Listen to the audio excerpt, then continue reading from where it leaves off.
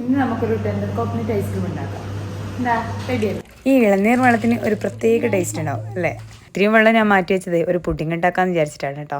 അതവിടെ വെക്കട്ടെ. ഇത് ഭയങ്കര സിമ്പിളാടോ ഉണ്ടാക്കാൻ വേണ്ടിയിട്ട്. അതിന് വേണ്ടിയിട്ട് പൾപ്പ് എടുത്തിട്ട് മിക്സിയിലൊന്ന് അടിച്ചെടുക്കാം. ഞാൻ കുറച്ച് ഇളനീർ വെള്ളം കൂടി ആഡ് ചെയ്തിട്ടാട്ടോ അടിച്ചെടുത്തിട്ടുള്ളത്. ഇനി അതൊരു സൈഡിലേക്ക് തള്ളിക്കോ. അടുത്തൊരു കപ്പ് വിപ്പിംഗ് ക്രീം എടുത്തിട്ട് ജസ്റ്റ് ഒന്ന് ബീറ്റ് ചെയ്യുക. അതിലേക്ക് കണ്ടൻസ്ഡ് മിൽക്ക് ഒഴിക്കുക. ജസ്റ്റ് ബീറ്റ് ചെയ്യുക. ഇനി ഇളനീർ പൾപ്പ് അടിച്ച് വെച്ചതും കൂടി ഒഴിച്ചിട്ട് മിക്സ് ചെയ്യുക. കുറച്ച് പൾപ്പ് കട്ട് ചെയ്തിട്ടും ഇട്ട് കൊടുക്കുക.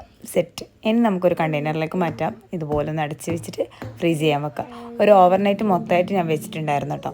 ഇനി നമുക്കൊരു കോൺ റെഡിയാക്കാം. ആദ്യം തന്നെ മുട്ടയുടെ വെള്ളം എടുത്തിട്ടുണ്ട്. അതിലേക്ക് പഞ്ചസാര ഇടുക, ബട്ടർ, കുറച്ച് വാനില എക്സ്ട്രാക്റ്റ്, ഒരു നുള്ളുപ്പ്, മൈദ ഇട്ടിട്ട് നമ്മൾ ബാറ്റർ റെഡിയാക്കി എടുക്കാം. നല്ല കുഞ്ഞു ദോശ ചുട്ടെടുക്കുക. ചൂടോടുകൂടി ചുരുട്ടിയിടും. അപ്പോൾ കോൺ റെഡി. ഇങ്ങനെ ഇനി ഒരു കോൺ ഐസ്ക്രീം റെഡിയാക്കി എടുക്കാം, കഴിക്കാം. അടിപൊളി ടേസ്റ്റാണ്. എല്ലാവരും ട്രൈ ചെയ്ത് നോക്കാം കേട്ടോ.